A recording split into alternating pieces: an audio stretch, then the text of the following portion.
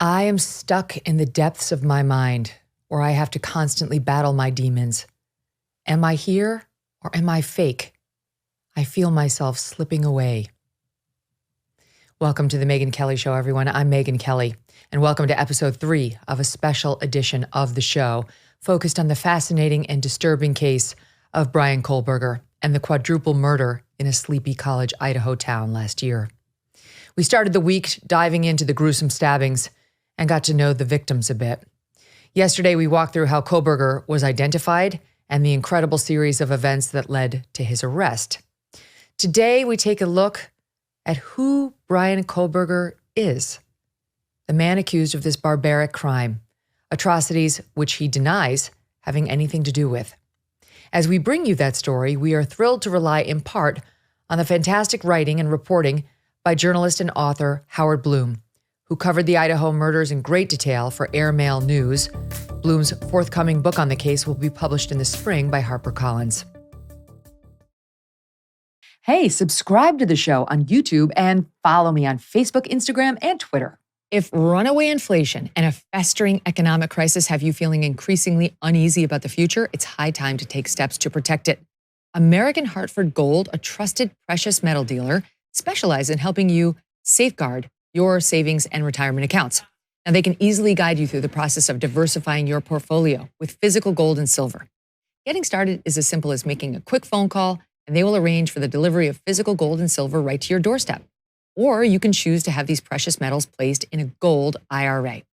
American Hartford Gold has earned a reputation for trust, backed by an A+ rating from the Better Business Bureau and a 5-star rating from thousands of satisfied clients.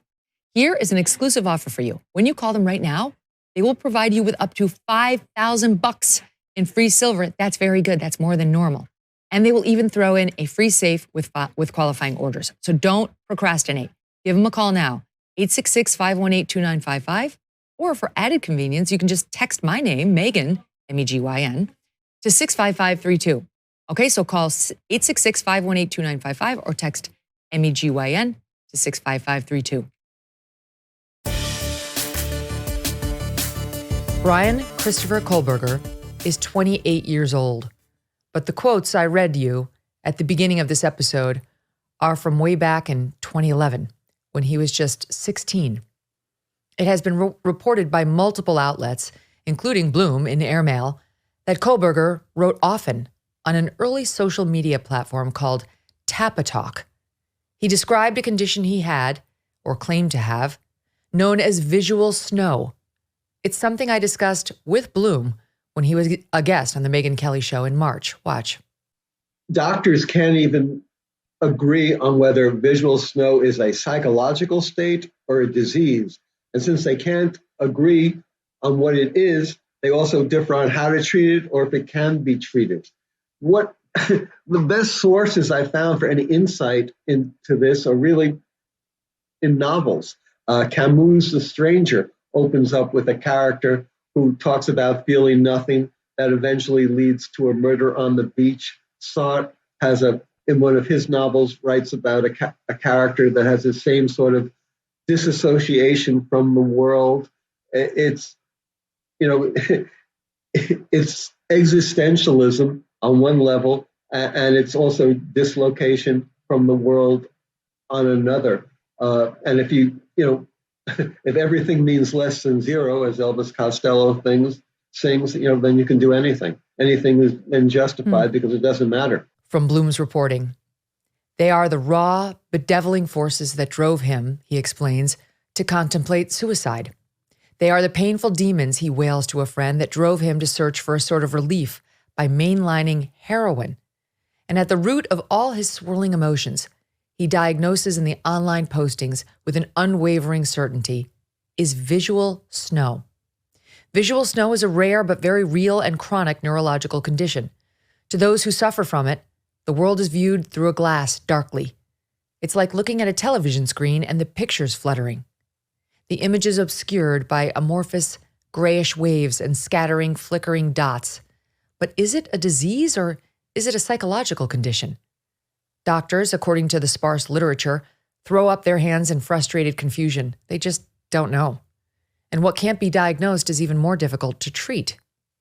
But for the teenage Bryan Kohberger, if his online posts are any reliable guide, visual snow had at times buried his existence in an avalanche of despondency and desperation. His posts were calls from the wild. Some of Kohberger's most telling teenage posts give us a window into who he might become. We have voiced them over here. October 29th, 2010. I have completely disconnected from reality. I feel all the time that I'm living in my own reality. It seems as if my brain chemistry is altered from this, even though I am certain it's not. First, I felt very uninterested in the things I usually like to do. But then it changed to the point I saw no reason for anything, and everything became boring to me. It feel at times completely disconnected. And as if I can't live like a normal person. When I think about my future, I think about how I will barely remember my mother and father, etc. Because I have an altered memory and also have been unable to think of them due to the 10 things I think about nonstop all at once. Visual snow, altered brain, tinnitus, disappointment, regret, etc. I think that possibly I could have brought this onto myself from post-traumatic stress disorder or something similar, but I can't tell what it is. I remember how it was before and remember that I felt like it before. It is all real bullshit. If I have any chemistry change, I have this detox program that can fix it. May 12th, 2011. I always feel as if I am not there, completely depersonalized. Mentally, I experience fog, lack of comprehension at some times. Feel like my life is a movie. Depersonalization, depression. No interest in activity, constant thought of suicide, crazy thoughts, delusions of grandeur. Anxiety, poor self-image, poor social skills, no emotion. I feel like nothing has a point to it. When I get home, I am mean to my family. This started when VS, or visual snow, did. I felt no emotion, and along with the depersonalization, I can say and do whatever I want with little remorse. Everyone hates me. Pretty much. I am an asshole. July 4th, 2011. I've had this horrible depersonalization go on in my life for almost 2 years. I often find myself making simple human interactions, but it is as if I'm playing a role-playing games, such as Oblivion. I can see what is going on. I am slightly into it, but I can pause the game and focus on my real life. In this case, my life is the game, and my old self can be reached by pausing the game.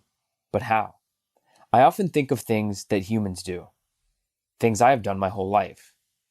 I feel like an organic sack of meat with no self-worth, as I am starting to view everything as this.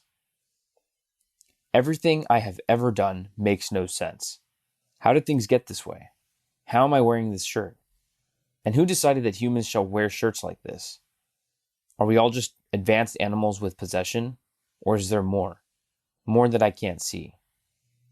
I can't connect. I view everything as if I would if I was playing Oblivion. Pointless and full of nothing, out of reality. I'm moving out of my house. My last holidays were already lived. But where was I? As my family group hugs and celebrates, I'm stuck in this void of nothing. Feeling completely no emotion. Feeling nothing. I feel dirty, like there is dirt inside my head, my mind. I'm always dizzy and confused. I feel no self-worth. I am intelligent, but I feel the opposite. I say things I don't mean. The last holiday in my house, the house I grew up in, the house I once contributed to, the house I once felt at home in, is past.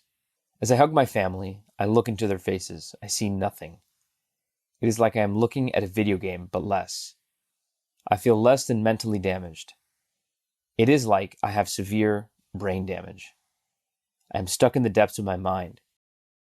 These posts paint a picture of a severely depressed, disturbed young man, riddled with pain, feeling himself, quote, slipping away from the bounds of normality, constantly burdened by visual snow and the sound of screaming, torture. And it wasn't just the posts on Tapatalk. As Bloom lays out, there was also bristling anger uncovered by internet sleuths who have traced his teenage email to a posting on SoundCloud. 11 years ago, Kohberger's defiant moods took flight in a howling rap song. "You are not my equal. You are evil, but I'm the devil," he challenges. Listen. And your life, you get no sequel. Leave your loved ones crying like some seagulls. You are not my equal, you are evil, but I'm feeble. And now I'm going regal. Of course, Bloom writes, these posts and lyrics are the work of a teenager. More than a decade has flown by since they were written. Nevertheless, perhaps the anguish posts and the ferocious song are also a warning. Out of words come events.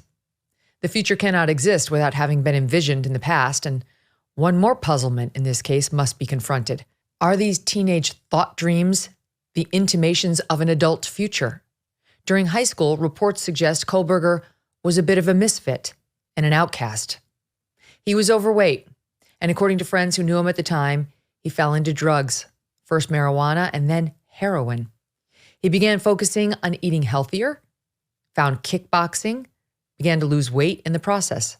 Here's high school friend Jack Bayless speaking to local NBC affiliate King 5 TV.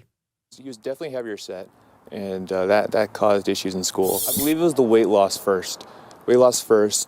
And I was, I want to say 14 to maybe 16, between there was the big weight loss. I could be wrong on this, but I'm pretty sure that's what it was. And then it was the drugs. He got in drugs via an acquaintance of his. It was definitely heroin. It was pretty gnarly.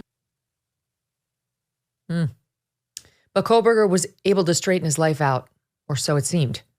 Whether his internal anguish ever abated is a much trickier question, as we discussed with Howard Bloom. Everyone has talked about how he seems to be planning the murders so carefully, doing this and that. I think he was really spending the past year at least trying to overcome all his internal demons, to not try to find a way to prevent himself from killing people. I mean, to this point, he's made a remarkable recovery from a young man, a teenager who used heroin. He's gotten into a junior college, then succeeds to get into college, and winds up at a very reputable graduate school in criminal justice where he's a teaching assistant. He's doing everything. He's pushed his father out of his life. Now he's taking his father back into life. They're going to make a cross-country trip home for Christmas. He's doing all this, and at the same time, he knows who he is and how he will always be an outsider. And he's trying to find his way in, and he really can't. I think that's also an untold story, part speculation at this point, that we want to try to get more of come June. This man who sees himself as someone more sinned against than sinning, and that his life is in its way a horror story. It's also a tragedy too. After Kohberger graduated high school, he went to college at DeSales University in Pennsylvania. He got his bachelor's degree in 2020 and a master's degree in criminal justice in 2022.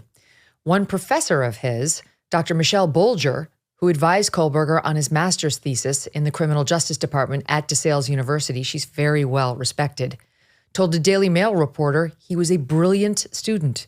Quote, "In my 10 years of teaching," she raved, "I've only recommended 2 students to a PhD program, and he was one of them. He was one of my best students ever," end quote. The Mysterious Case of Rudolph Diesel by Doug Brunt. It's officially a New York Times bestseller, as well as an Apple Book of the Year, an Audible Book of the Year. It's even been optioned for a movie. Rave reviews from the Times, the Journal, Publishers Weekly, and more, calling Diesel a wildly enjoyable ride. It is a page-turning thriller about the greatest caper of the 20th century, all involving a man whose name you likely see at the gas station every day, but probably had no idea was at the center of one of the greatest mysteries of all time. Don't miss out on the book everyone's talking about. It will make the perfect gift, The Mysterious Case of Rudolph Diesel. The October 15th tax deadline has passed. Maybe you noticed that. Many of you might be feeling the pressure, sorting through the expense tracking, the estimated payments, all those deductions. It can be overwhelming. It might lead to a failure to file on time and a failure to pay penalties that then pile up on your tax debt. Stress, I get it. I have a recommendation for you. The attorneys at Tax Network USA have been absolute lifesavers for many. Their team has successfully saved clients over $1 billion in tax debt. Whether you're in the hole for 10 grand or you're staring at a $10 million debt, they are ready to help you. Even if you haven't filed in 5 years, or a whole decade, the expert attorneys and tax pros at Tax Network USA are equipped to secure the best settlement for you and to help resolve all tax cases, no matter how it started. Check out right now, check them out, as these tax debt relief programs are expected to change. Go to taxnetworkusa.com/Megyn. Again, that's taxnetworkusa.com/MEGYN. Here's more from those who knew him, including friends and classmates. He wanted to do something that impacted people in a good way. People were not his strong suit. And I think through his criminology studies, he was really trying to understand humans and try to understand himself. I think a lot of people who were close to him are feeling this massive amounts of guilt. Why didn't I see it? Did I miss something? Where did it go wrong? He seemed very comfortable around other people. He was fairly quick to offer his opinion and thoughts, and he was always participating fairly eagerly in classroom discussions. Does anything else come to mind that Bryan said to you in the past that today you think might be of interest? There was a comment that he made, and it was just kind of a flippant guy talk thing. At one point, he just idly mentioned, I can go down to a bowl or a club and just have pretty much any lady I want. Looking back over the last 4 months is that I feel like there should have been signs that I should have seen, and I didn't. I was blindsided. While Kohberger may have bragged about his luck with the ladies, no girlfriend has emerged at all from any point. One woman posted a TikTok about a date she says she had, a single date with Kohberger, which did not go well. Watch. We matched on Tinder.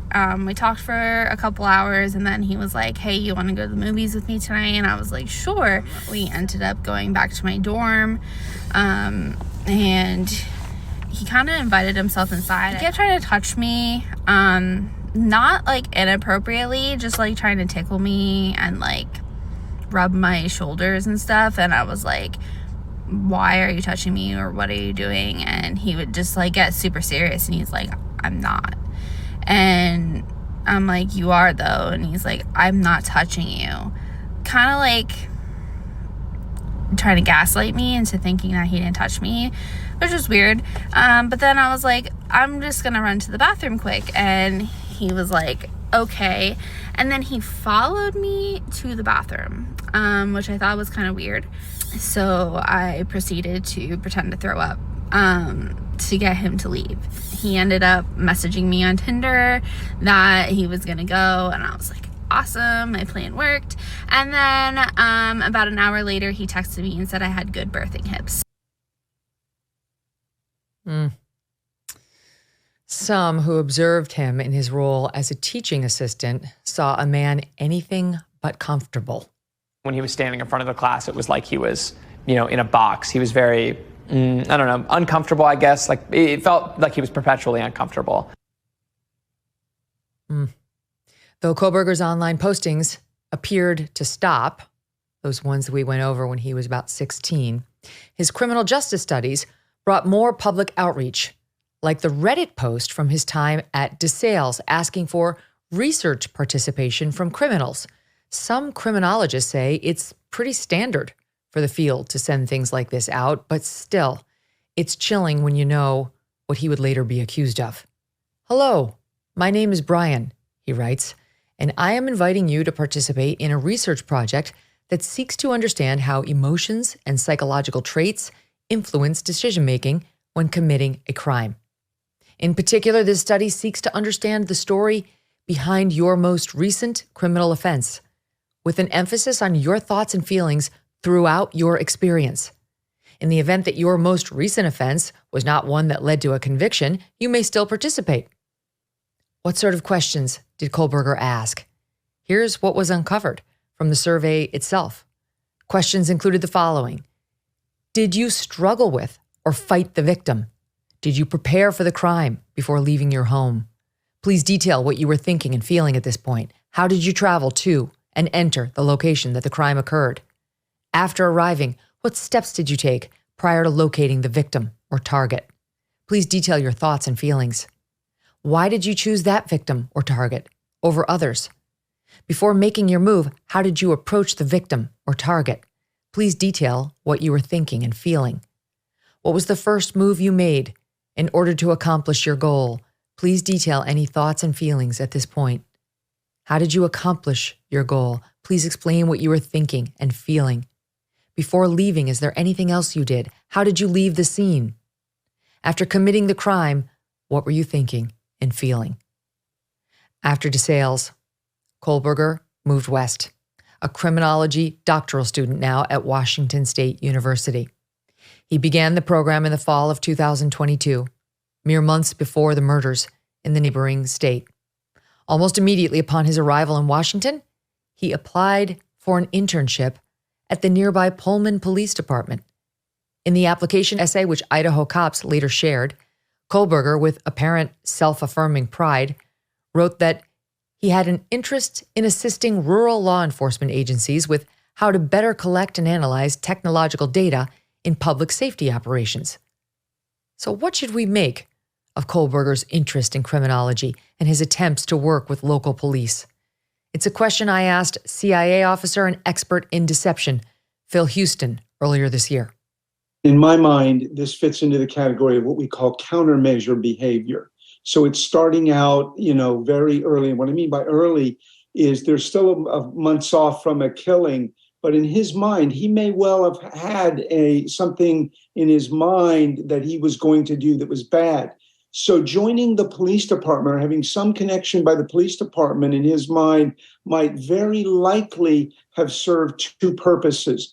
First of all, from the persuasion context, he's an insider now. Why would anyone look at him, immediately as the perpetrator? And then secondly, if he's inside, it's possible he may get some access to what's going on in the investigation, to details of the investigation that may give him some more early warning if the police do start to zero in on him.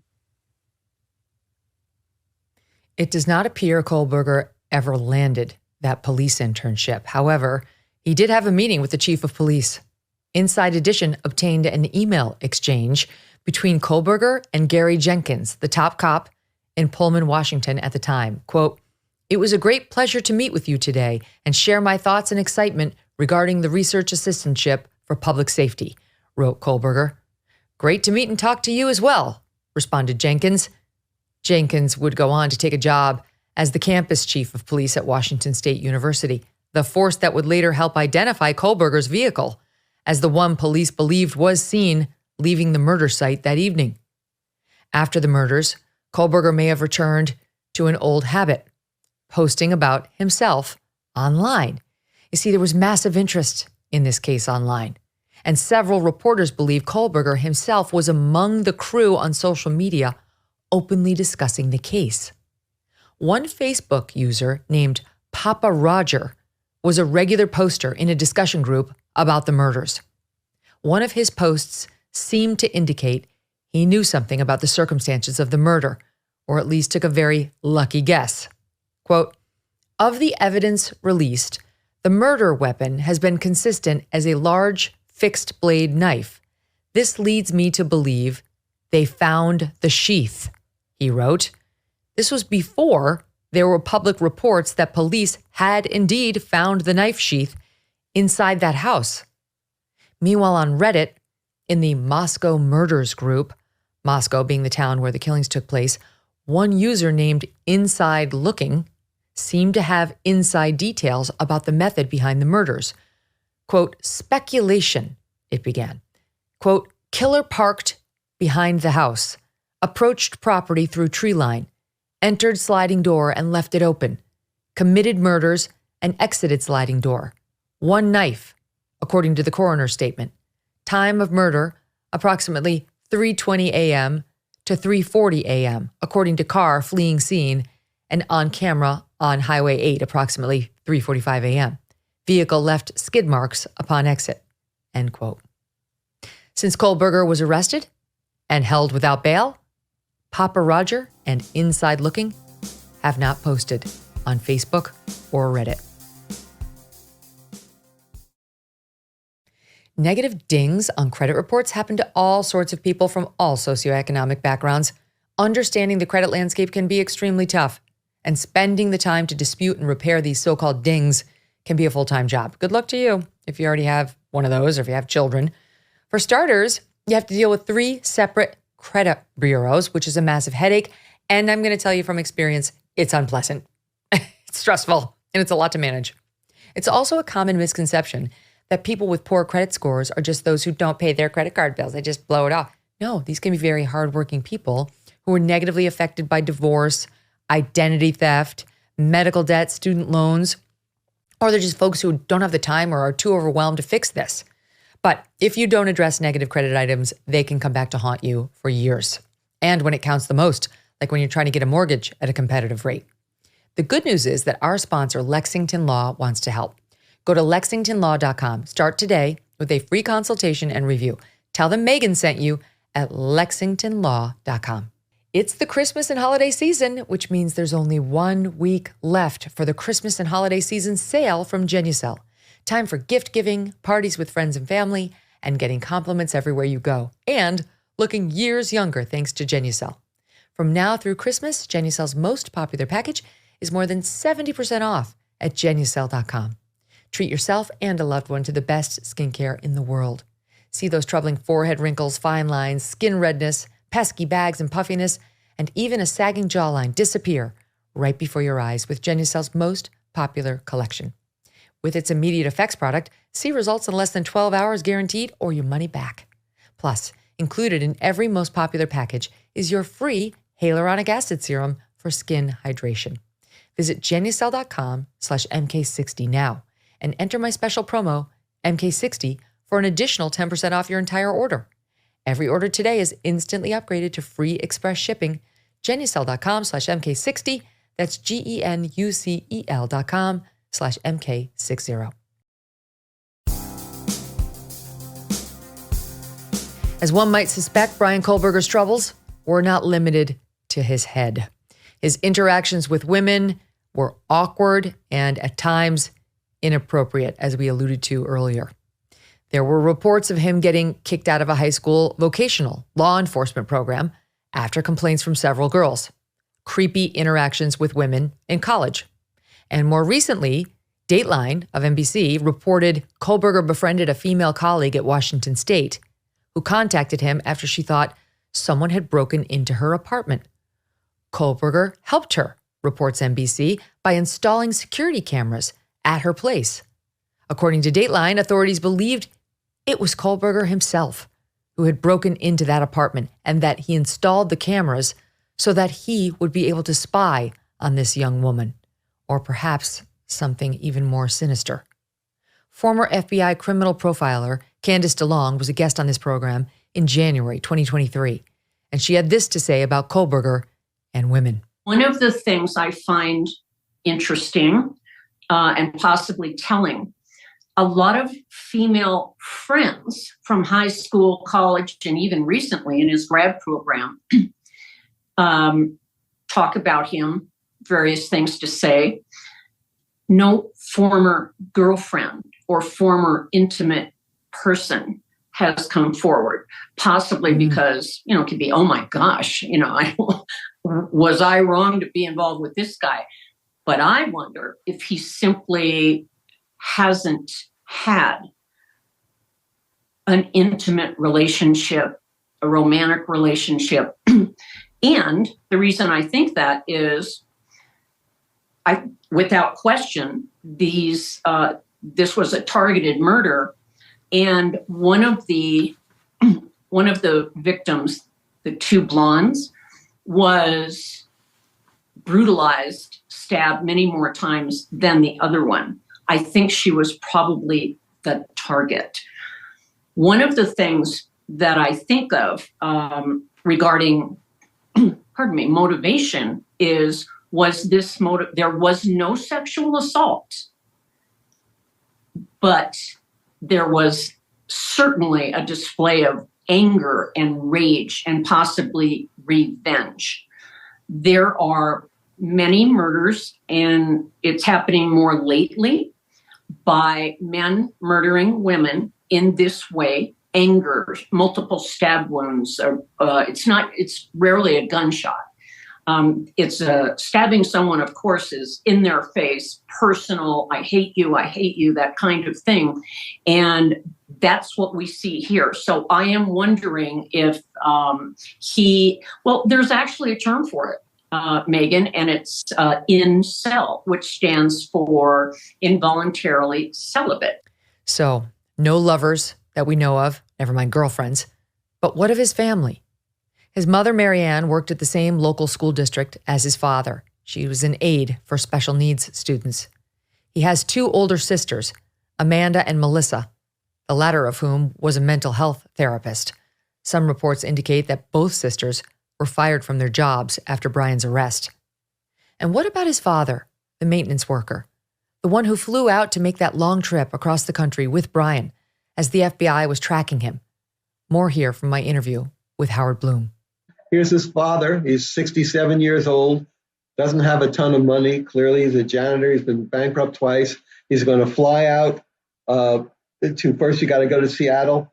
Then you got to fly on another flight into Washington, Pullman, go across country, and then you're going to quickly make a turnaround. And he's looking, I think, and this is what people have told me, to try to get back, make amends with his son, say, you were on the wrong path. I tried to set you right. There was a great deal of antagonism between us, but now things are hunky-dory. This is a bright future. You're going to have a good paying job. You're going to be a professor.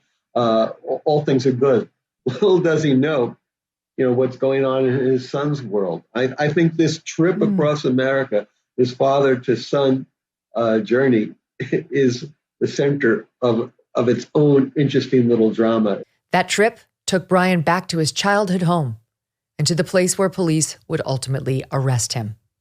Reports were that upon making their dynamic entry, police found Kohberger awake just before 1:30 a.m., wearing rubber gloves and packing his trash into Ziploc bags. He did not resist, and the police effected a search of the premises. From his parents' home, police recovered a cell phone, a laptop, 2 containers of a green leafy substance, along with black face masks, a black hat, and several articles of dark-colored clothing, along with a book with underlining on page 118, as well as a Glock 22, 40 caliber handgun, and empty magazines. They also found a Smith & Wesson pocket knife and more. Back at Kohberger's student residence in Washington State, police searched as well, retrieving a stained mattress cover, a computer tower, various receipts, the dust container from a Bissell PowerForce vacuum cleaner, a Fire TV stick with a cord and plug, and what's described as one possible animal hair strand.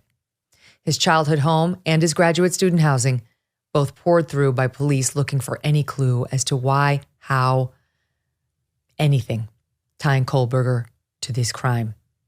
The home of his boyhood unhappiness and the adult home to what seemed a new kind of grievance and a freedom now to act on it. Retired FBI profiler James Fitzgerald. Ted Kaczynski was about the same age when he launched his first bomb in Chicago, and then 4 of them right after that. Some people, it takes longer to mature in terms of their criminal sophistication or devolve in terms of their psychological disorders. And I'm not clinically saying that. So who knows exactly what happened? I think a big factor with BK is that I think he grew up in northeastern Pennsylvania. I'm from Philadelphia originally. I know that area. He went to school a little bit away from there. But look what he finally did at the age of 28 or so. He travels 2,500 miles across country. He's far away now, finally, from the tentacles of his parents, of his familial upbringing, the home, the neighborhood where he grew up. And he may be thinking for the first time, I am finally on my own. I can do what I want. I don't have any daily reporting or weekend reporting to any parents or authority figures.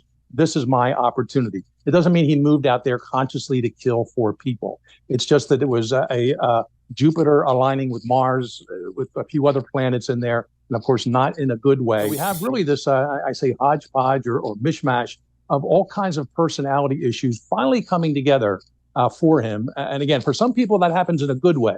You know what? I'm finally going to, college. I'm finally going to join the military, graduate school, whatever. This guy, it was about paying back, sort of as we call it, a grievance collector. Some psychologists use that term. All these grievances that build up, the foundations were laid of brick by brick by brick, and it's finally hit sort of this crescendo in of all places, Moscow, Idaho, and this aligns at the same time. And these poor 4 victims are the ones to pay the price for his the alleged grievances placed against him. Grievance and perhaps the related emotion of envy. We're going to get to that soon. Of course, this all presumes that Kohberger is in fact guilty. But what if? What if? Next episode, the prosecution's case against Bryan Kohberger, plus Kohberger's defense. It may be better than you think. We'll see you tomorrow.